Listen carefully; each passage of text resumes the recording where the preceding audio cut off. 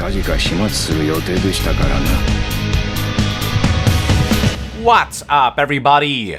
It's Yong here with version 2 of my Persona 5 trailer analysis. I made a couple of mistakes and missed some things in version 1, so I've updated the video to fill in all the gaps. Now, if you've already watched version 1 and don't want to rewatch the entire analysis, I've gone ahead and placed some timestamps in the description below, linking to all the new content of the analysis. You will also know if a section of this trailer analysis is new when you see this symbol. And for those who haven't watched version 1 yet, don't worry about it. Version 2 is all you need.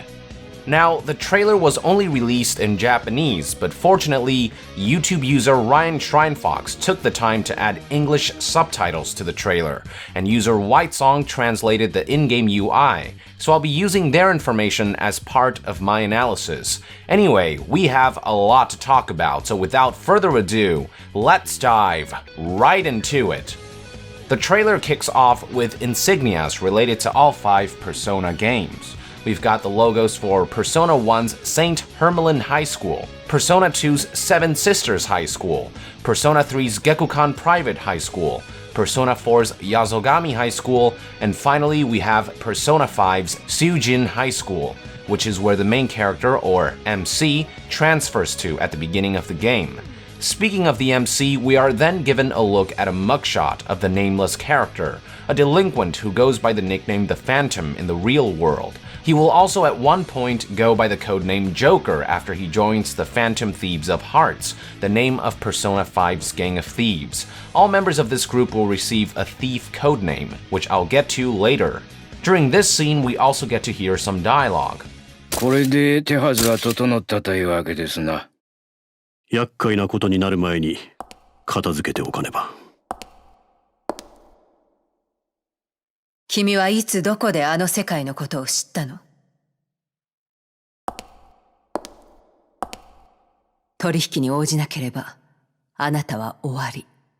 おそらく死刑。だから正直に答えて。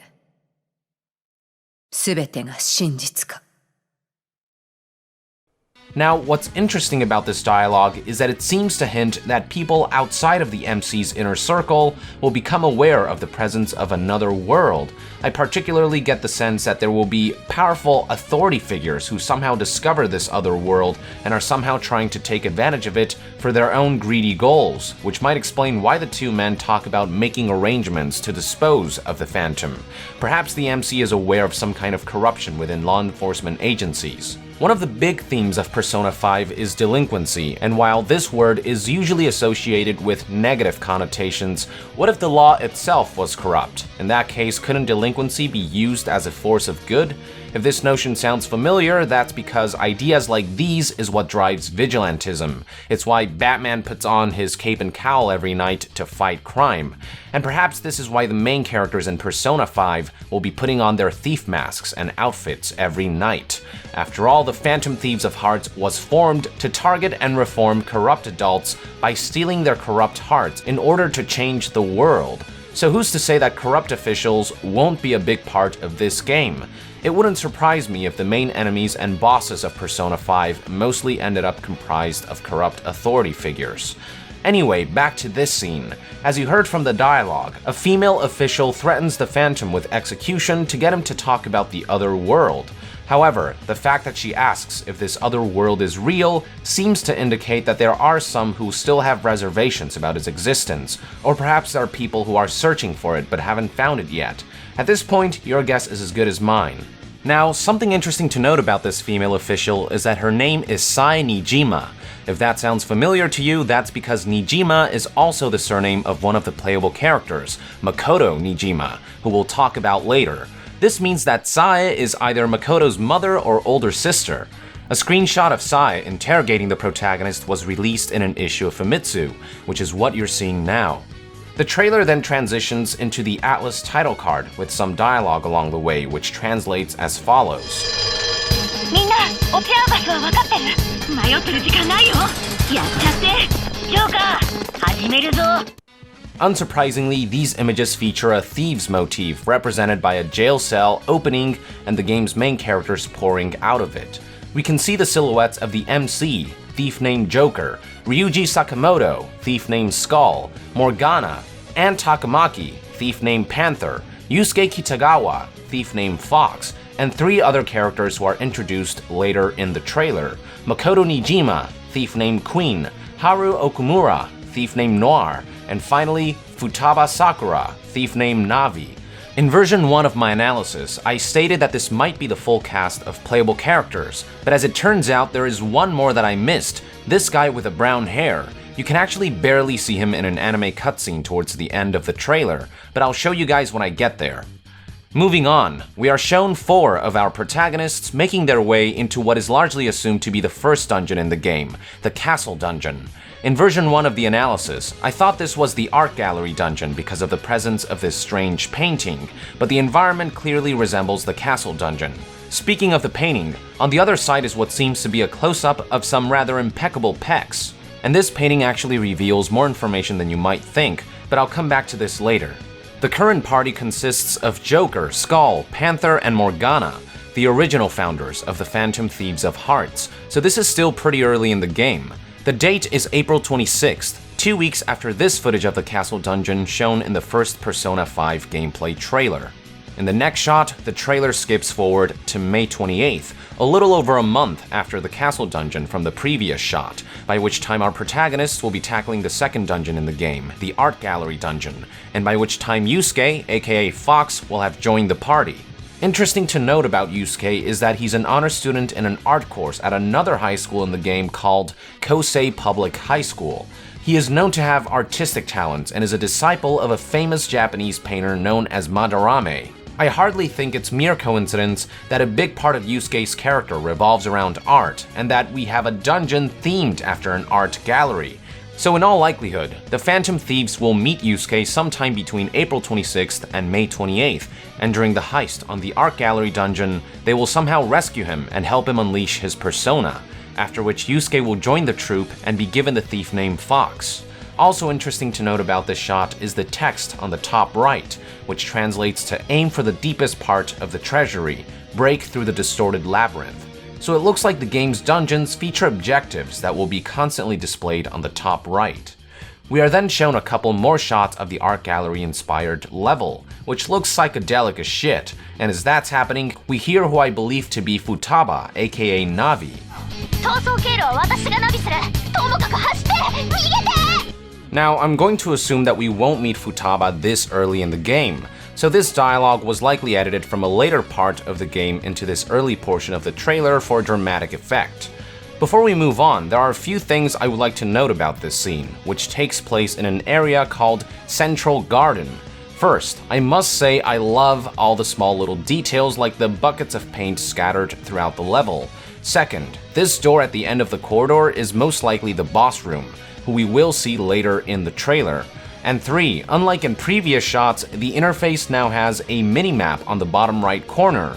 Before, this area was simply marked with 3 question marks. This has me thinking that the map system will work differently in Persona 5. In past games, dungeons' maps reveal themselves as you traversed through them, like clearing Fog of War, but this time it looks like players will be unlocking maps by finding them. There's further proof of this later in the trailer, so we'll come back to this. Moving on, we are taken back in time to April 16th to show us gameplay footage of school life. On the bottom right is a mini-map of the school's second floor, with the MC possibly headed for Classroom 2D. Behind him is Classroom 2B, but it doesn't show up on the mini-map, so that room is probably not accessible. And down here we have a room with the acronym WC, which I was told stands for Water Closet, another word for the bathroom. In Persona 3, using the bathroom decreased the MC's fatigue by a level, and in Persona 4, using the bathroom would yield hints and tips on what to do in the game, as well as a random item on occasions. I wonder what purpose the bathroom will serve in Persona 5.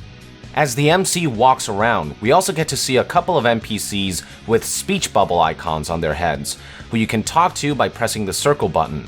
According to translation, this generic female NPC is someone from the newspaper club.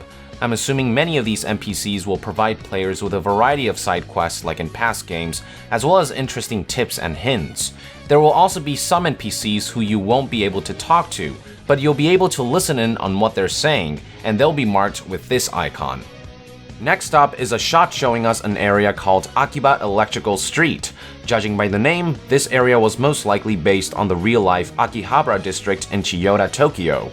The name Akihabara is actually a shortening of Akibagahara, which comes from the word Akiba.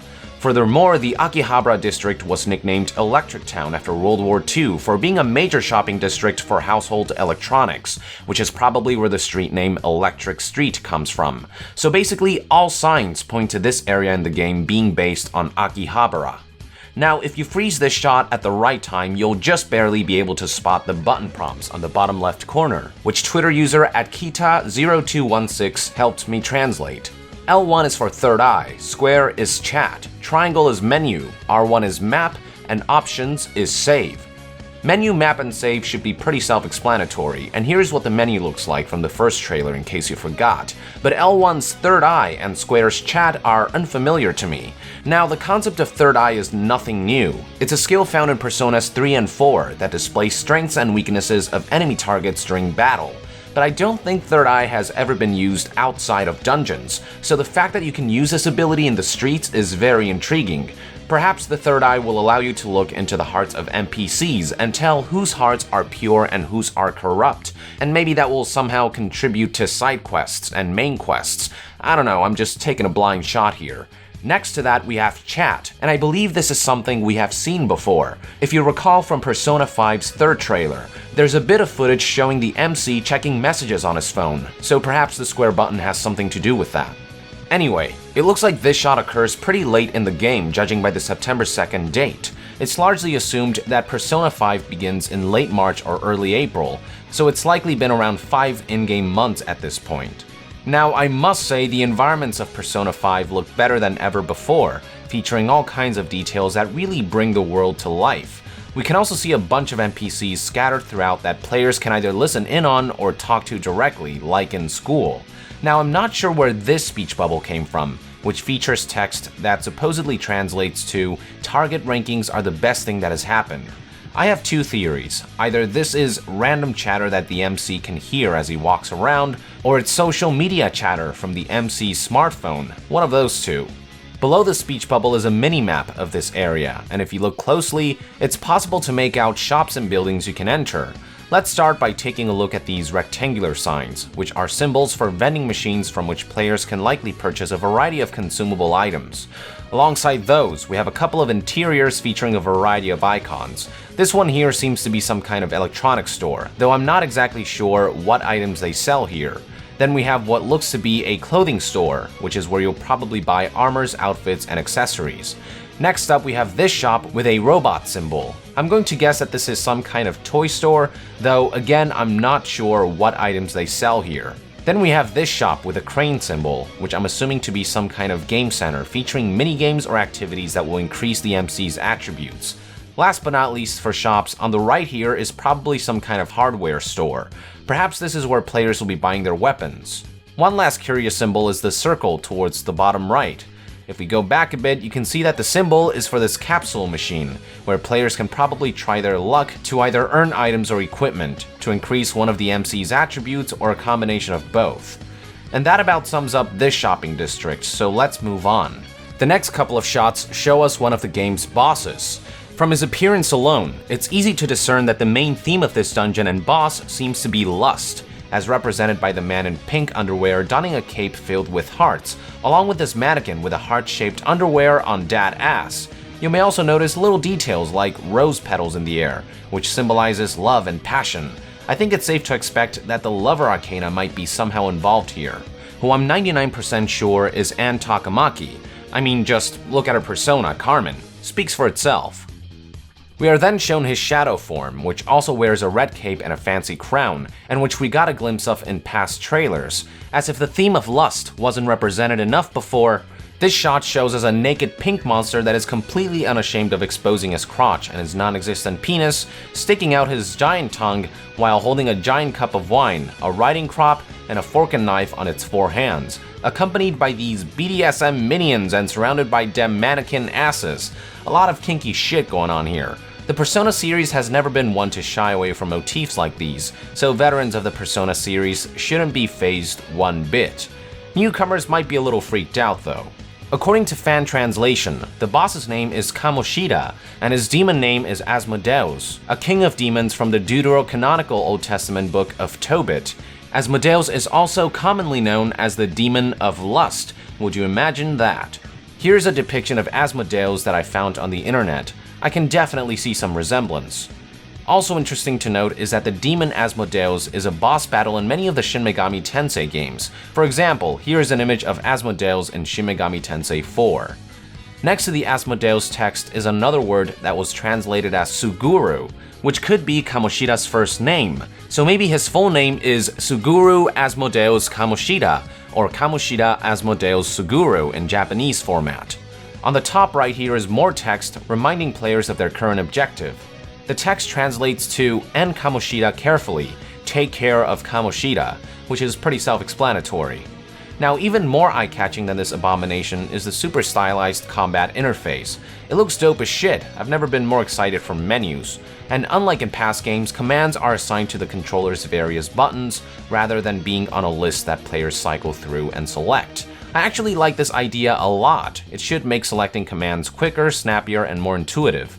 I would also like to draw your attention to the bottom left, which features 4 button prompts: L1 for analyze, down for next, options for rush, and R1 for assist.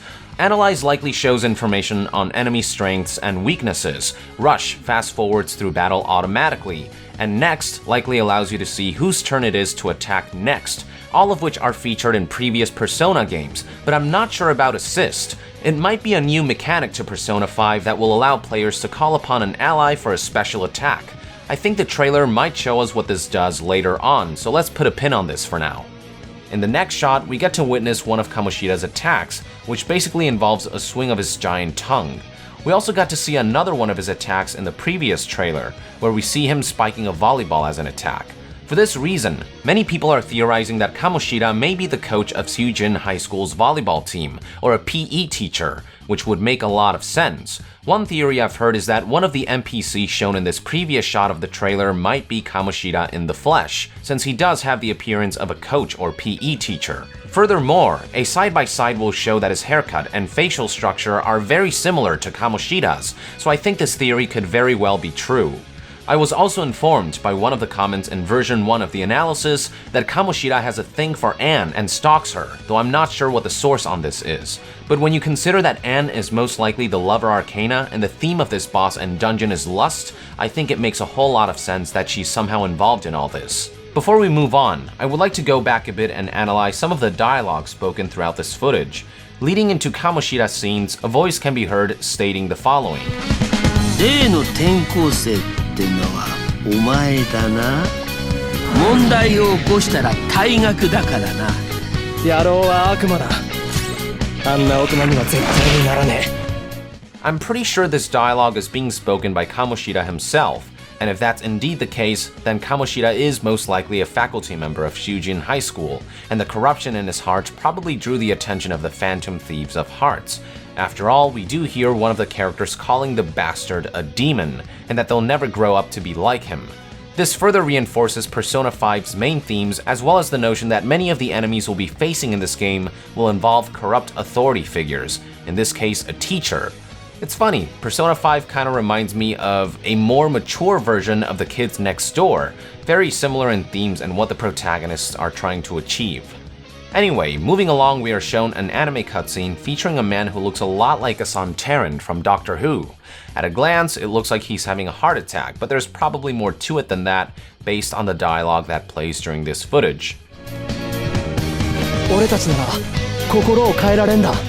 This dialogue probably has a lot to do with Persona 5's other world, called the Palace. Much like the Tartarus in Persona 3, Persona 5 Seujin High School transforms into the palace at night, and it's a world created by the hearts of people and their warped desires. And the goal of the Phantom Thieves of Hearts is to steal ill intent from people's corrupted hearts. It's like Inception, except in Persona 5, heists involve stealing things from a physical manifestation of people's hearts instead of people's dreams. Not sure if any of this has any relation to this dude's heart condition, but it definitely feels like there might be some connection. Moving on, we have footage of another dungeon, and you can tell this is later in the game based on the July 2nd date, around 3 months after the game begins. This is most likely the game's third dungeon, and according to fan translation, this particular area is called Laundering Office. So the motif of this particular dungeon is clearly dirty money, featuring the visual theme of a bank. Further highlighting the bank theme are details like the pool of bills scattered all throughout, along with the fact that it's literally raining cash. Also interesting to note about this shot is that one of the new characters unveiled recently, Makoto Nijima, aka Queen, is currently in the party, meaning that we meet her and help her unleash her persona sometime prior to July 2nd. The next shot shows us the same dungeon but a different location, Bank, Front Hall. A few things to note about this shot. On the bottom left are numerous button prompts, and according to fan translation, L1 is for third eye, square is for auto cover, triangle is for menu, R1 is for map, and R2 is for dash. The third eye should be familiar to those who played Persona 4. It essentially allowed your tactical support party member to show you enemies' weaknesses. The main difference here is that the third eye can be used outside of battle, which is interesting. Perhaps this means players will be able to scout out enemies before entering battle, allowing them to pick their fights and be more prepared. Next to that, we have auto cover, which most likely has to do with the game's cover system. You probably press square to get into cover, and then tap circle to move from cover to cover. This shot also shows that if you are hidden and within range, you can ambush enemies by pressing circle again. Then we have menu and map, which should be pretty self-explanatory, followed by dash. I'm assuming that dash is similar to sprinting, allowing the MC to move faster in dungeons. Next, I would like to direct your attention to the top right. The white text says the following: find the location of the treasure, determine the path to the basement. So it looks like the top part with the brackets displays the long-term objective, while the text below displays the immediate objective. In this case, the player has to determine the path to the basement so that they can find the location of the treasure. Now here's something interesting, which translates to photo leak, days left, 8 days, steal the heart of Kinjo. So it looks like this particular player is cutting it pretty close with beating this dungeon, and it also looks like the plot of this segment of the game has something to do with some photo leaking and having to complete this dungeon before that happens. But with so little context, it's hard to discern much else. As for who this Kinjo is, we'll get a glimpse of him later in the trailer. Something else I would like to point out is the shape of this enemy, which I'm assuming to be a demon and not a shadow. It's been confirmed that in Persona 5, players will be battling demons like in Personas 1 and 2 and other Shin Megami Tensei games, rather than shadows like in Personas 3 and 4. Also, unlike Personas 3 and 4, it looks like enemies will no longer just be blobs roaming the dungeons. They will actually take the form of something that matches the theme of the dungeon, in this case security guards in a bank. And speaking of security guards, I noticed that the back of their vests say Kikum, although I'm not sure what that means. We are then shown our protagonist performing a stealth kill. Now, in version 1 of my analysis, I thought this completely killed the enemy, allowing the players to skip certain battles, but as it turns out, these stealth kills serve as preemptive attacks, as shown in this gameplay footage from a recent interview video. Moving on, we are shown what the victory screen looks like after battle. On the top here, we have the amount of experience earned, followed by money gained on the right here, with yen as the currency, and finally items gained down below, none in this case. Then, down at the bottom right here is the prompt Next assigned to the circle button, which I'm assuming will either take you out of the menu or show you more things like a leveling screen for when personas level up. Next, we are shown one of the new characters that was recently revealed, Makoto Nijima, aka Queen. Now, before we proceed with the analysis, let's take a look at her official character description.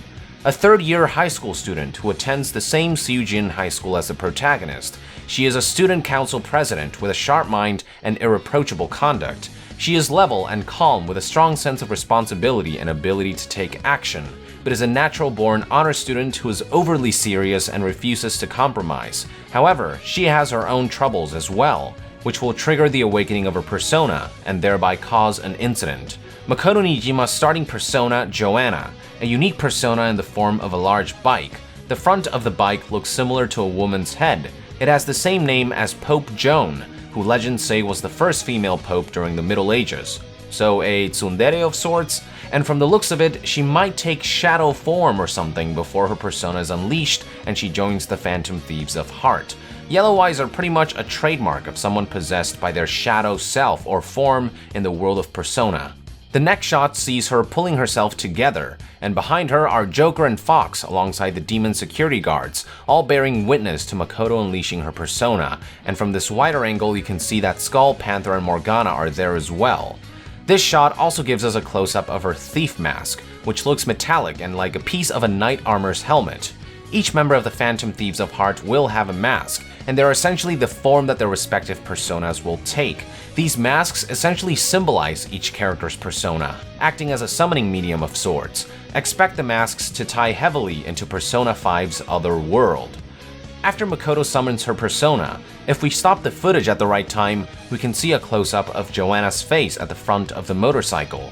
And here we have Makoto's thief outfit, which seems to combine motifs from medieval soldiers with modern punk elements. Pretty badass.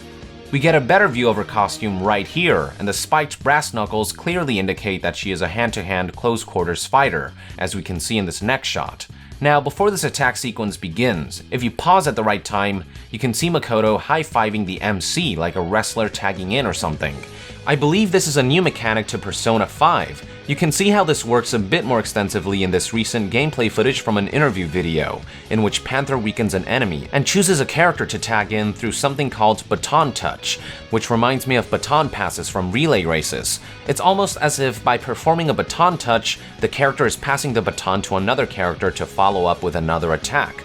The common assumption is that the Baton Touch system will replace the One More system from past games, or at the very least has something to do with an alteration to the weakness system.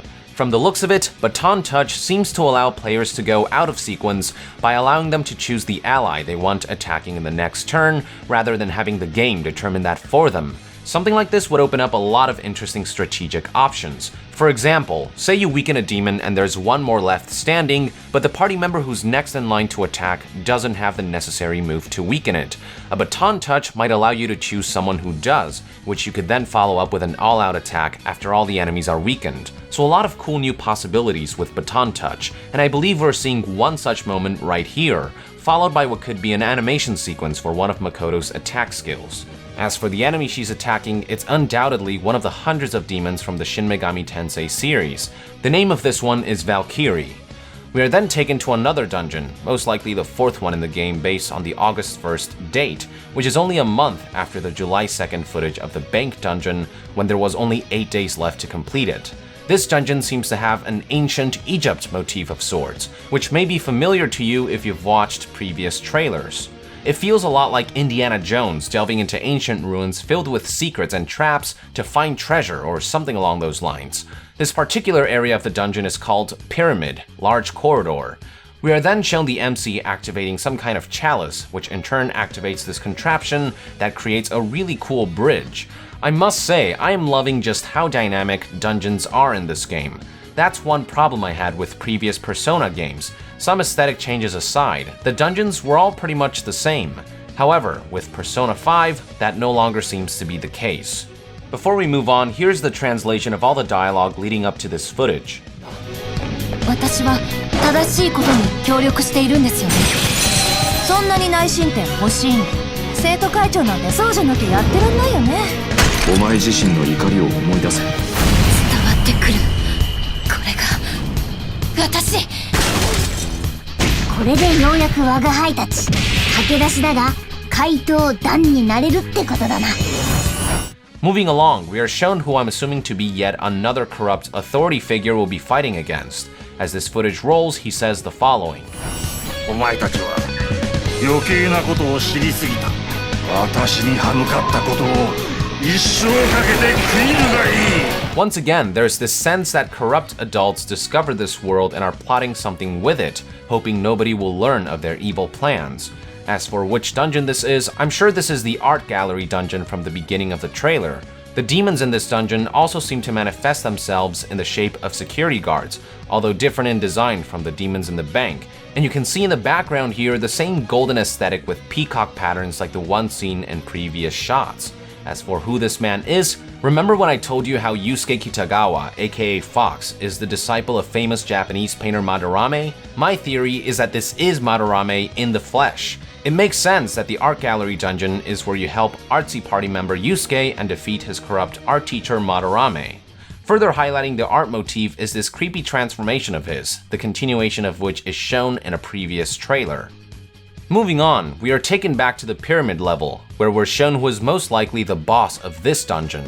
Appropriately, the boss is a sphinx, a trademark symbol of ancient Egypt, and they are mythical creatures known for having a human head, haunches of a lion, and wings of a bird. As for who the head belongs to, I'm going to guess that she's one of the faculty in Sujin High School. I'm thinking history teacher maybe, or the librarian, I don't know, hard to say for sure. Regardless, a very cool and bizarre design. Now, my assumption is that after you defeat this boss, all hell will break loose, and this anime cutscene from the previous trailer showing the Phantom Thieves making a great escape will play. One last small detail I would like to point out is the obelisk in the background, which is yet another trademark of ancient Egypt. Moving along, we are introduced to yet another new character, waifu extraordinaire Futaba Sakura, aka Navi. Before we dive into the character, here is her official description. A girl with superhuman computational abilities and ingenious programming capabilities, but in addition to being naturally extremely bad at communication, she became a shut-in after a certain incident. She is the age of a first-year high school student, but no longer attends school following her middle school graduation. Through what opportunity will this shut-in girl meet with the protagonist and friends? Futaba Sakura's starting persona, Necronomicon, a persona that bears the name of the grimoire engraved with a multitude of information and techniques. It has an appearance that would be broadly defined as an unidentified flying object, and seems to be a symbol of Futaba's unknown power. The trailer in particular refers to her as a hacker, as noted by how Anne asks Futaba during this shot of the trailer if she can hack it.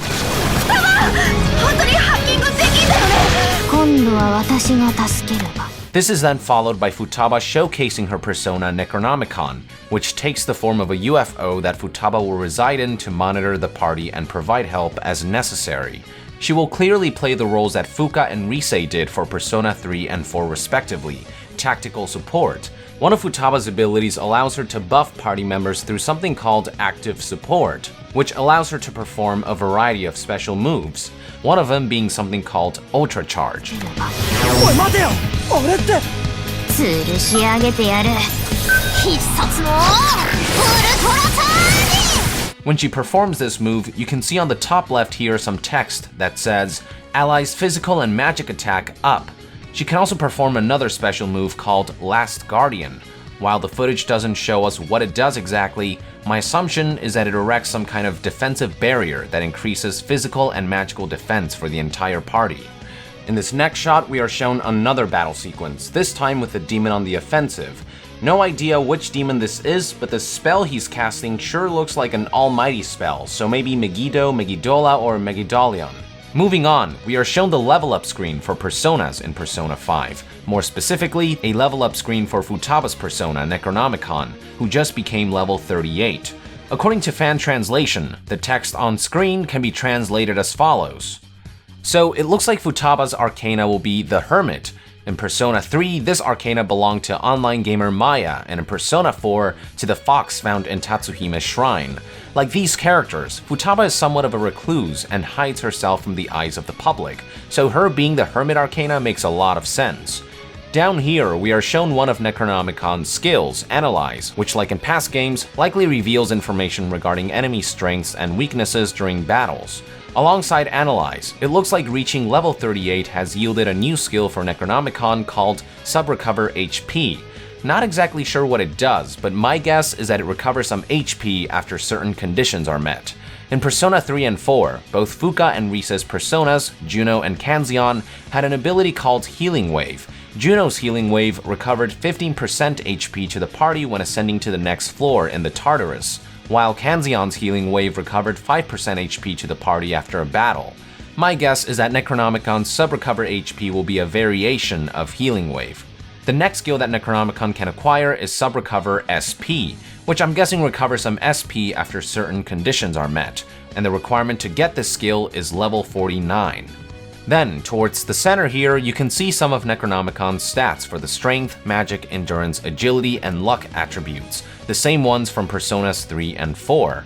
Finally for this shot, towards the bottom right are various button prompts. Square will give you information on the highlighted skill, circle will confirm, and R2 will allow players to rearrange their skills. Fairly self-explanatory. Now, before we move on from Necronomicon, something that I would like to point out are the similarities between Necronomicon's design and the design of the bridge from the Egyptian dungeon. There are definitely a lot of visual similarities, especially where the green holographic inscriptions are concerned, which makes me wonder if this dungeon has something to do with Futaba. Perhaps it's during this dungeon that we're introduced to Futaba and help her unleash her persona. I don't know for sure, but it's still something that I noticed that I thought was worth mentioning. Alright, moving on, if we pause at the right time, we are shown what looks to be a subway map. In the middle, we have Shibuya Station, located in Shibuya, Tokyo, Japan. To the right, we have Aoyama Ichome Station, located in Minato, Tokyo, Japan. To the left, we have Yongen-Jaya Station, which I believe to be a fictional version of Sangen-Jaya Station, located in Setagaya, Tokyo, Japan. And finally, up top, we have Shinjuku Station, located in Shinjuku, Tokyo, Japan. So it looks like players will not only be traversing through Shibuya, but also other wards throughout Tokyo like Minato, Setagaya, and Shinjuku. It also looks like the developers might be taking some liberties with some of the names, as noted by how Sangen-Jaya was changed to Yongen-Jaya for Persona 5. Even landmarks like Shibuya's 109 department store has been changed to 105. Little things like that. Speaking of other wards in Tokyo, in this next shot we are shown an area of Shinjuku called Pleasure Street. On the bottom right is the minimap of this area, where you'll find 3 vending machines along with a bar, a flower shop of sorts, a bookstore, and a movie theater called Cult 9. Interesting to note is that Cult 9 is most likely based off of the real-life movie theater in Shinjuku called Walt 9 Cinema. Also noteworthy about this shot is the random chatter shown on the right here. This one here seems like it's initially coming from this couple, but as you can see from the icon on top of their heads, these NPCs are the types that players have to actively listen to by pressing the circle button. The speech bubble here is independent of them, and as I've stated before, it likely represents random chatter that the MC can hear as he walks down the street. The text here states the following: "Do you think the Phantom Thieves will strike soon?" At this point in the game, it's Tuesday, September 27th, around 5.5 months after the game begins, and based on the chatter, it looks like the reputation of the Phantom Thieves of Heart will increase as the game progresses. Another bit of chatter can be found as the MC walks further down Pleasure Street, and this one states, "I wonder if the next target is Okumura." If that name sounds familiar, that's because it's the last name of one of the game's main characters, Haru Okumura, who eventually joins the Phantom Thieves of Heart with a thief named Noir. She is the daughter of a rich family, with Papa Okumura being the president of a restaurant company. So the Okumura family is probably well known in the world of Persona 5, hence why people might be chatting about them being the next victim of the Phantom Thieves. Now, one interesting possibility is that Haru's father could end up being one of the corrupt authority figures that the Phantom Thieves of Heart will have to battle against. I think something like this could create an interesting dynamic for Haru Okumura, but it's just speculation. Finally for this shot, you can hear Ryuji stating the following dialogue. So it looks like life as vigilante thieves will have a toll on their regular lives, which is to be expected. Alright, let's move on to this next shot, which takes place 4 days prior on September 23rd and shows us the main protagonist working at a bar, probably the one in Shinjuku's Pleasure Street. I'm guessing that by doing this job, the MC will earn money and either earn points to increase one of his attributes or deepen a relationship to increase a social link. On the bottom here is some dialogue from Morgana, who says, "Hey, good thing it didn't end with cross-dressing." Ah yes, cross-dressing. That word sure brings back memories from Persona 4. We are then shown another job that the MC can partake in this shot from exactly 2 in-game months ago, July 23rd. This time, the MC seems to be doing part-time at a restaurant that specializes in noodles. Once again, we can see Morgana sassing at the protagonist, this time stating, "Alright, now calmly remember that order." So it looks like Morgana will follow the MC around throughout the day, most likely while disguised as a regular cat. Finally, for this part of the trailer, we can also hear Morgana say some dialogue. Moving on, we are shown an anime cutscene from one of the early Persona 5 trailers. which leads into this scene showing us a very luxurious casino. This is likely one of the places that the Phantom Thieves of Hearts will be infiltrating. We also get to hear dialogue from one of the male characters, who says, 次はどんな悪人を成敗するんだろう。世界中が怪盗団の次の一手を気にしてるよ。 We are then taken back to the bank-themed dungeon and shown the boss for that level in his shadow form. We actually got a glimpse of his transformation in the previous gameplay trailer. In this trailer, we get to hear him speak, threatening the Phantom Thieves with the following dialogue. 笑わせんじゃねえ。お前らみたいなアホは俺の餌なの。お前たちに明るい未来は万に一つもないんだよ。 Very little is known about this man. All we really know is that his name is most likely Kinjo, the name we saw in this previous shot.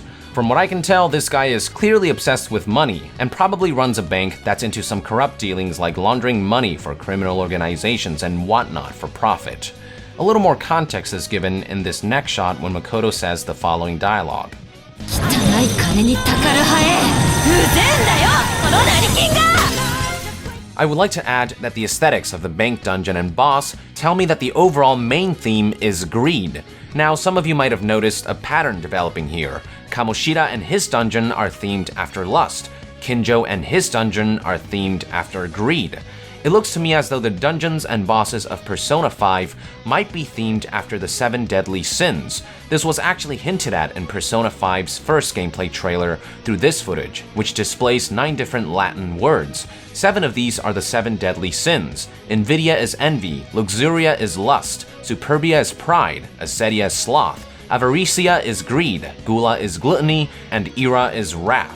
Then we have iritum, which means nothingness, worthlessness, or vanity, and kavum, which means hollow. Could these 9 words represent 9 of the bosses that we'll be fighting in this game? I think there's a strong possibility of that. So far, the only boss whose demon name we know is Kamoshida, known as Asmodeus.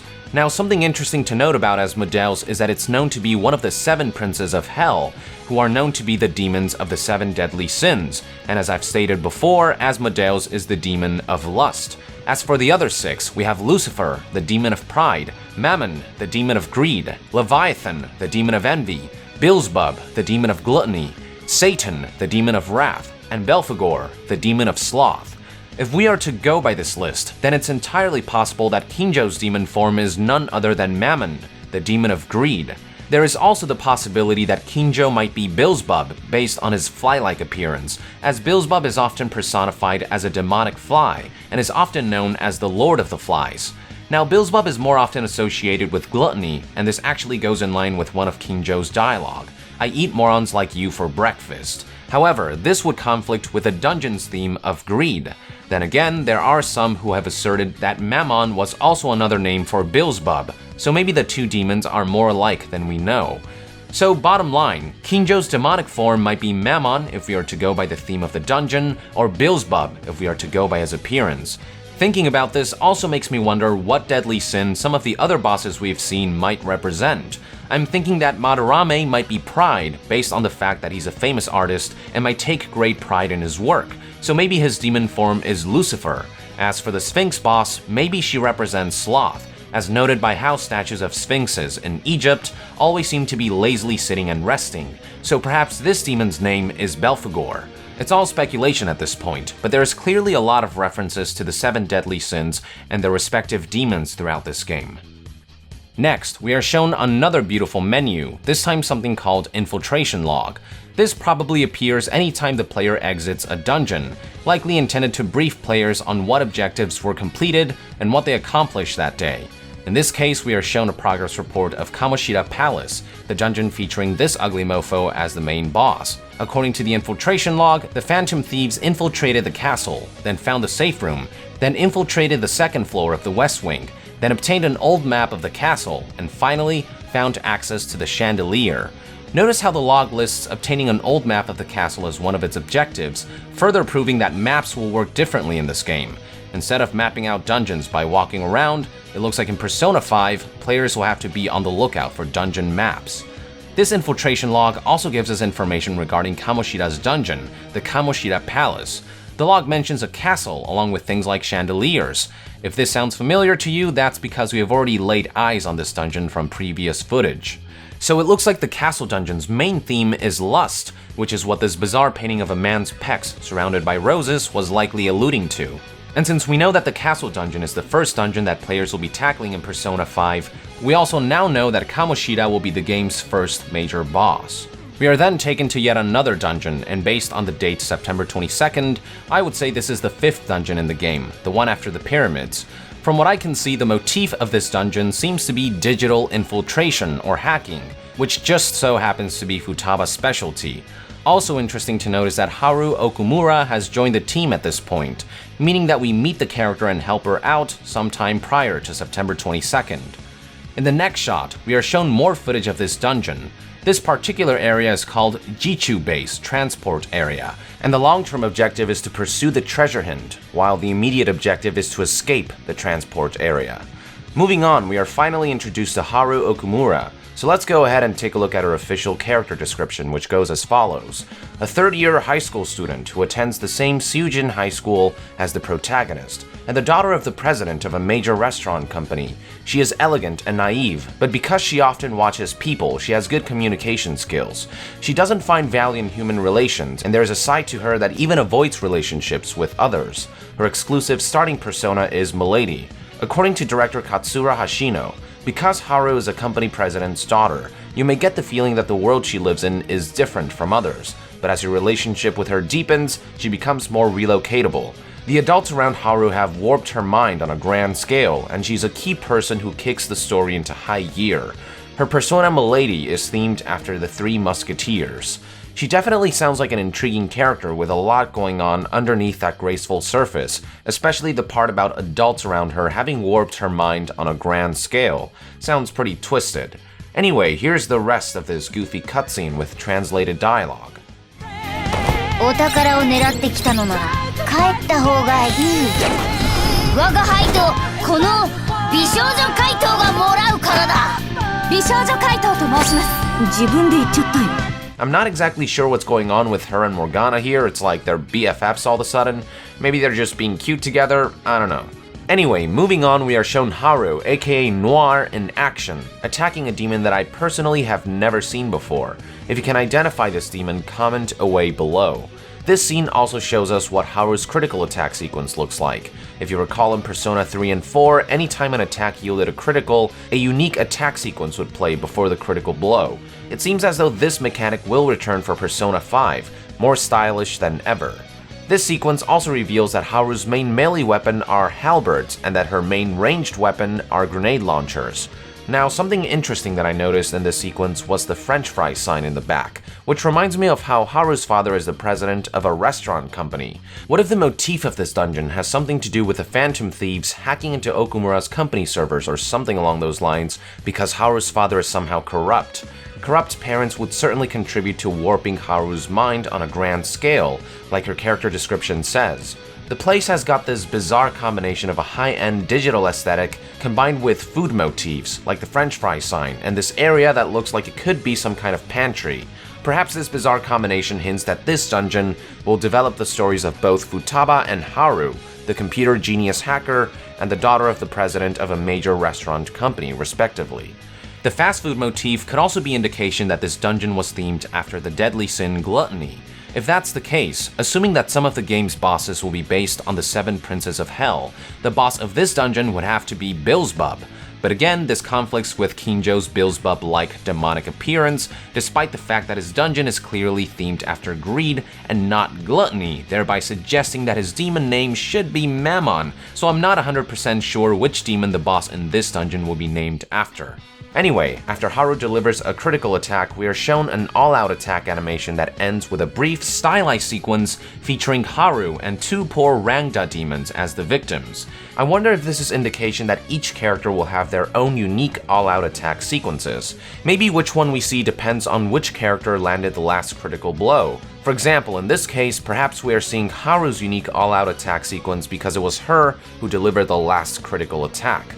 I certainly hope this theory pans out, as the prospect of an expanded library of all-out attack sequences is certainly exciting.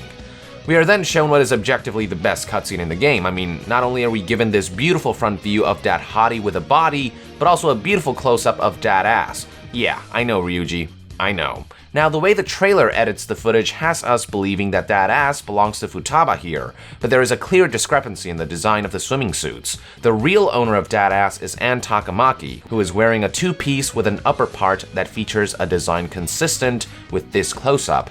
As if all this wasn't enough to make this objectively the best cutscene in the game, we are then shown Futaba going full-on kawaii waifu, blowing some fucking minds and eyeballs along the way.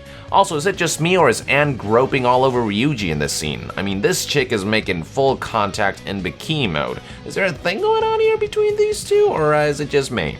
Also, who's the chick who's removing the towel from Futaba's head? I think this might be Makoto, based on the fact that we can't see her hair below the neck. And no, this right here is not her hair, this is the MC's who is directly behind her.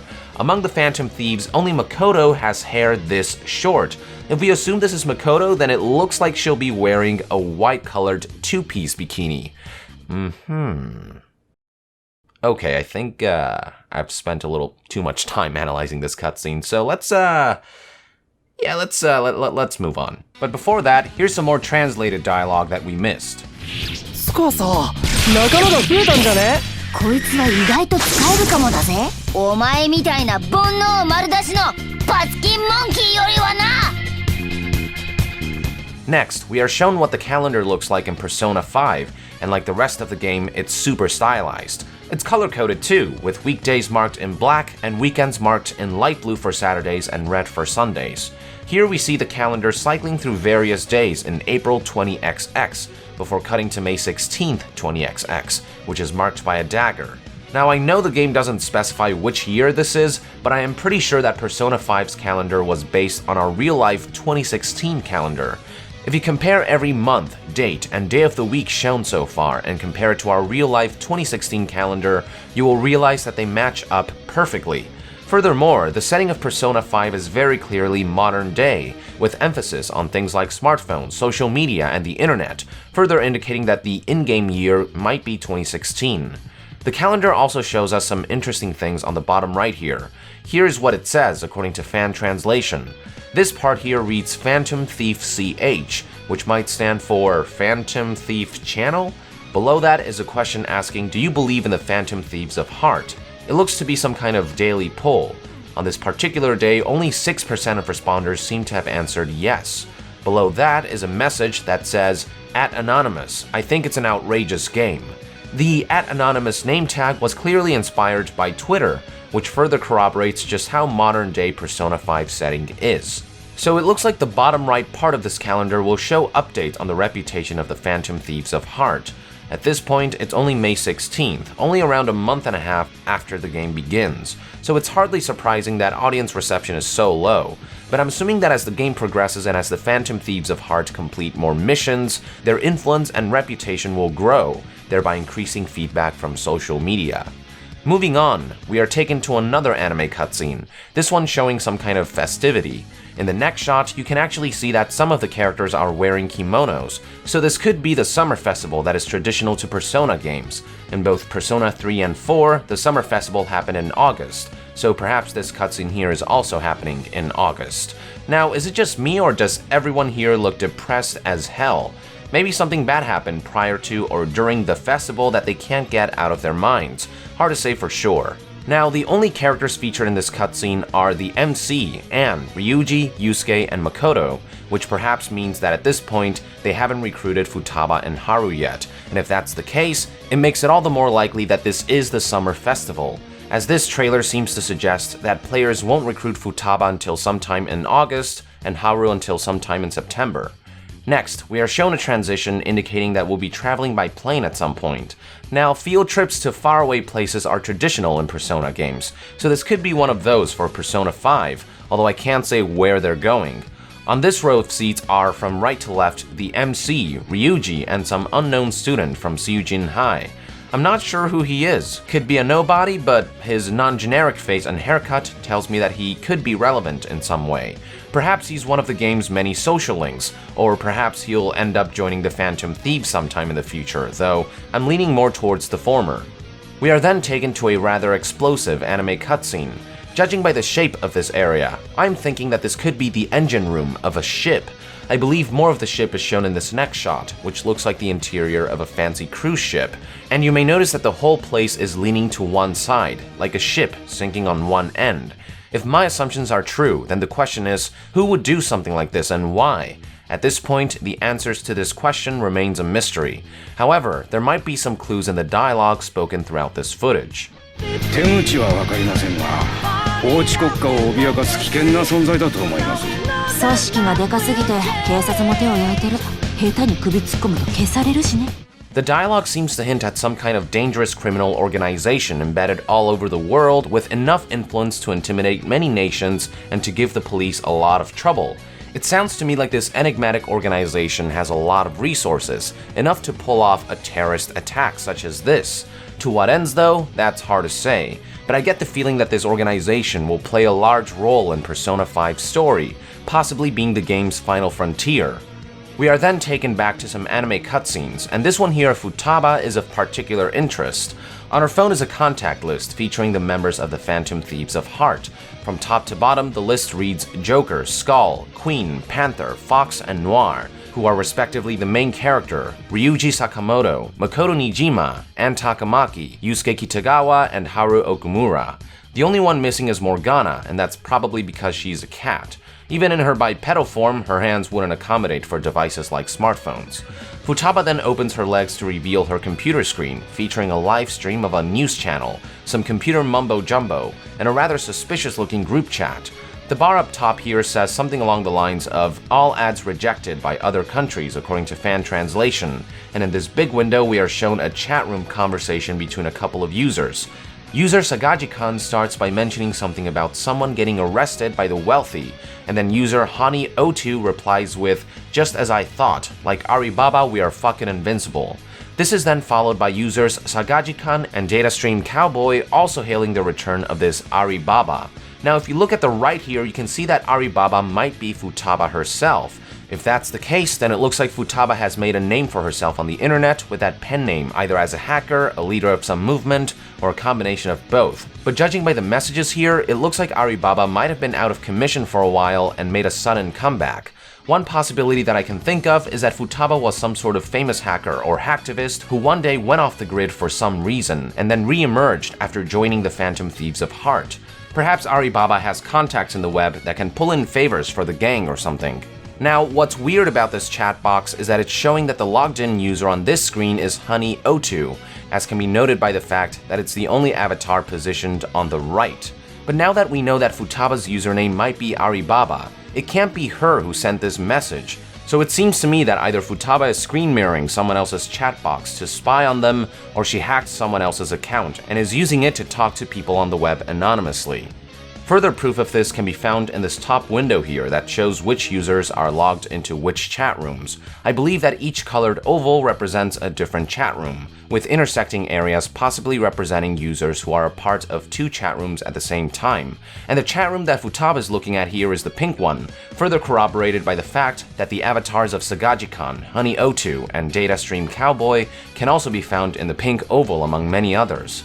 But notice how the Aribaba avatar is nowhere to be found. So it seems reasonable to assume that Futaba isn't logged into any of these chat rooms, but rather watching from a distance. Keeping all this in mind, my final theory on this matter is that Futaba, aka Aribaba on the net, was once a very active hacker or hacktivist, went dark for a while and then resurfaced, but is now trying to be careful and maintain a low profile, especially due to the nature of her work as a member of the Phantom Thieves of Hearts. I could be wrong, but it doesn't hurt to take a guess. We are then taken back to gameplay, with this shot showing us Makoto's critical attack sequence. If we freeze the footage at the right time, we can see that her ranged weapons are revolvers. She's pretty good. And the demon she's fighting here is none other than Suiki. Next, we are shown a special attack from the persona Alice called Die For Me. If that sounds familiar to you, that's because this Alice-specific special attack can be found in previous games as well. However, the animation sequence has changed drastically, featuring an army of suicide-bombing teddy bears instead of the usual reign of spear-wielding card soldiers. As for the enemy creatures, the two on the sides are undoubtedly Ganesha, and the one in the middle is Queen Mab. Next, we are shown another combat sequence featuring Joker and Panther. At first glance, this might look like it's related to the baton touch mechanic, but what makes this sequence unique is that we are seeing two characters attacking together, which doesn't happen in a baton touch, so this is most likely something different altogether. Even more interesting is that Panther is not currently a party member, she's lending a hand from outside. I get the feeling that this may have something to do with the game's assist command. Perhaps in Persona 5, characters outside of the party won't just be completely absent like in past games, but rather contribute to battle in some way. Something that I noticed is that if you freeze this shot at the right time, you can see Anne sort of lurking behind cover and waiting to strike. So my thought is that in Persona 5, party members will be in the front lines, while non-party members will lurk in the shadows during battles and await the assist command, or something similar. This way, no manpower would be wasted, as every character, even non-party members, would be doing something with no one sitting idly by. This is all speculation though. As for the demons in this shot, the one on the left is Anzu, the one in the middle is Anubis, and the one on the right is Isis. Moving on, we are taken to an in-game cutscene showing the twin Velvet Room assistants for Persona 5. The one on the left is Justine, and the one on the right is Carolyn, or as I like to call them, Kawaii Solidus and Kawaii Big Boss. Like other assistants in the past, they have yellow eyes, and their attire mostly consists of blue. Now, what's really interesting about their character design is that there are hints suggesting that the two are part of one entity, or rather that they were one entity that was split into two. For example, Justine is missing her left eye, and Carolyn her right eye, and if you put them together, you get a face with both eyes intact. Another example are the letters written on their hats. Justine's hat spells out OYOO, and Carolyn's hat spells out XMRN. If you layer one on top of the other and combine them, you get the word oxymoron. Again, there's this sense that what should be one thing has been separated into two. Not sure what the implications are, but something worth thinking about. Anyway, as we've seen in the past, the motif of this Velvet Room is prison, featuring some pretty grim imagery like chains and guillotines. This all follows the main themes of Persona 5, which involve things like the feeling of restraint from rules set by our society, and breaking free from that. We are then taken back to Persona 5's 5th dungeon, the one that combines digital and fast food motifs. It looks like their goal is to reach this light, although approaching it triggers some kind of alarm. Hard to say what's going on here exactly, but from the type of alarm that's sounding to how concerned the gang looks, I get the feeling that some kind of self-destruct sequence might have been activated. 俺たちは何を間違えたんだ。もう手遅れなんだよ。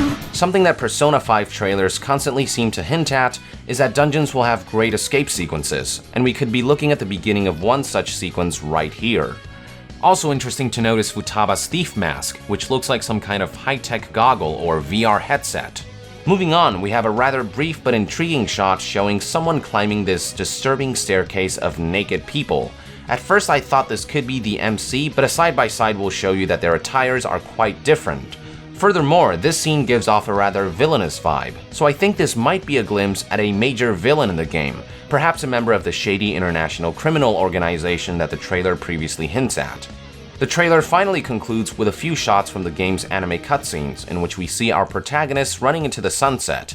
Behind this large building is a giant neon sign that says casino, so this cutscene might take place shortly before the gang enters the casino-themed dungeon. And by then, it seems as though all 9 members of the Phantom Thieves of Heart will have joined the team. Remember that dude with the brown hair that I showed you before? You can spot him right here in front of Makoto, so it looks like the full cast of playable characters will consist of 9 Phantom Thieves, with this mystery character being the last one to join. Now, before we move on, let's analyze some of the dialogue leading up to the end of the trailer. 手口は分かりませんが、法治国家を脅かす危険な存在だと思います。組織がでかすぎて警察も手を焼いてる。下手に首突っ込むと消されるしね。厄介な奴らに狙われたもんだ。計画が漏れたってこと？何がきっかけで変わっちゃうの？俺たちは何を間違えたんだ。もう手遅れなんだよ。こいつらやべえ。所詮俗人どもの遠吠えだ。おとなしくしていればいいもの。まあ近々始末する予定でしたからな。Most of it is hard to analyze with so little context, but the last portion piqued my interest, when an older man says, "It's merely the howl of the plebeians after all. You should have kept quiet." Well, I suppose I would have had to dispose of you anyway. I don't know about you, but that sounds villainous as hell. I get the feeling that this man might be a member of that shady international criminal organization. Also interesting to note is that the same voice can be heard at the very beginning of the trailer, saying stuff about arrangements being in place and whatnot. これで手はずは整ったというわけですな。厄介なことになる前に片付けておかねば。The guy is clearly some kind of mastermind, and it's entirely possible that the criminal organization has grown so big and influential that their grasp has extended to law enforcement. So perhaps it's this mastermind that arranged for the Phantom's capture and torture, threatening execution for information about the other world. Hell, maybe the voice belongs to this character who is walking up these ominous stairs. I can't say for sure, but I will say that the main threat of Persona 5 definitely seems to extend beyond a few corrupt high school teachers. There definitely seem to be very big and influential players who will cause a lot of trouble for the Phantom Thieves of Heart and stop at nothing to achieve their goals. Alright folks, we are almost done. After the Persona 5 title card and the September 15th, 2016 release date reveal for Japan, we are shown one final scene featuring Igor, who says the following. いよいよだ。お前の更生が始まる。ようこそ私のベルベットルームへ。This is most likely a cutscene that plays towards the beginning of the game when you first meet Igor. And of course, going along with the game's main themes, Igor uses the word rehabilitation to describe his intentions to guide the protagonist. At long last, the extensive trailer comes to an end, and with that, I would like to conclude this trailer analysis. Thank you for tuning in. If you made it this far, congratulations. Let us know in the comments below if I missed anything, or if you have any theories of your own that you'd like to share. And to be further updated on Persona 5, stay tuned right here on Young Yeah. I'll see you guys next time. Young out!